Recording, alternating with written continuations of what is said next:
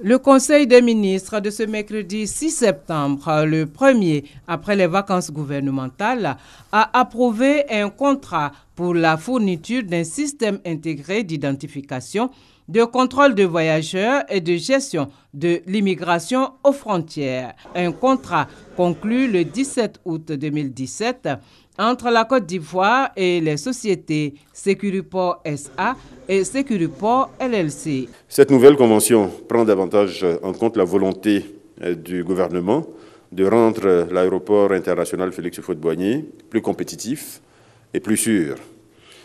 Cette nouvelle convention intègre les préoccupations sécuritaires, mais également administratives, techniques du gouvernement, notamment le relèvement de la qualité technique des prestations à l'aéroport, l'introduction de prestations concernant le renforcement des contrôles aux frontières terrestres et l'installation de portiques de stockage et de détection d'éléments d'identité sur les principales voies routières nationales.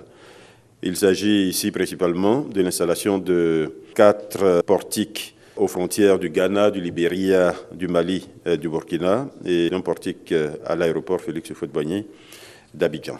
Un autre projet de décret portant cette fois approbation de la Convention de concession révisée pour l'exploitation des transports ferroviaires entre la Côte d'Ivoire et le Burkina Faso a été adopté. Un accord conclu le 29 juillet entre la Côte d'Ivoire, le Burkina Faso et la Citaraï. Cette convention est intervenue à la suite du 3e TAC, traité d'amitié et de coopération entre le Burkina et la Côte d'Ivoire, à l'occasion duquel les chefs d'État avaient décidé de faire du réseau ferroviaire reliant les deux États un puissant vecteur de développement économique pour les deux pays.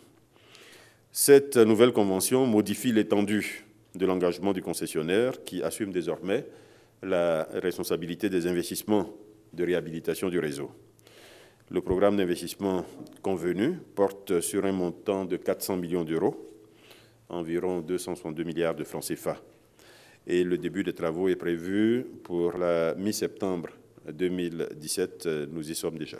Le gouvernement entend par ailleurs lutter efficacement contre la contrebande aux frontières. Il a ainsi décidé de concéder le service public de vérification de la conformité des produits embarqués à destination de la Côte d'Ivoire. Ces différentes conventions ont été signées entre l'État de Côte d'Ivoire et 4 organismes mondiaux en charge de la conformité de la certification. Ces organismes sont Intertech International Limited, SGS, Société Générale de Surveillance SA, Bureau Veritas Inspection, Valuation, Assessment and Control, BIVAC BV, et la dernière, Cotecna Inspection SA. Ces contrats de concession confient à ces organismes prestataires la vérification avant embarquement de la conformité des importations, conformité avec les normes applicables dans notre pays. Ces différentes conventions permettront de préserver le marché national de la contrebande transfrontalière, d'assurer une meilleure traçabilité des produits étrangers mis sur le marché ivoirien, de garantir une consommation de meilleure qualité aux populations et évidemment de sécuriser la production industrielle nationale.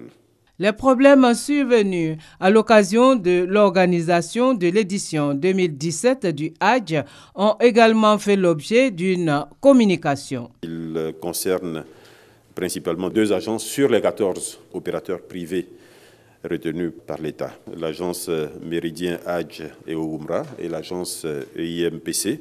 Et il s'agit tout simplement d'enregistrement au-delà des quotas octroyés à ces 2 agences. Donc cela a occasionné un dépassement de 245 candidats. Ces agences avaient entrepris d'obtenir les visas de ces candidats au Hadj via des pays tiers, notamment la Turquie.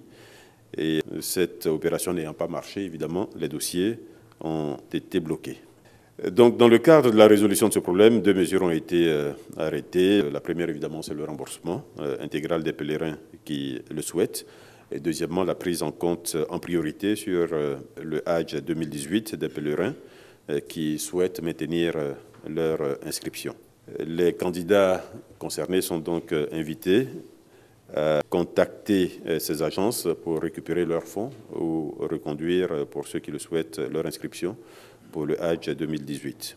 Le Conseil a par ailleurs donné son accord pour l'organisation à Abidjan les 28 et 29 septembre de la première session du Conseil des ministres du Conseil international consultatif du Kajou.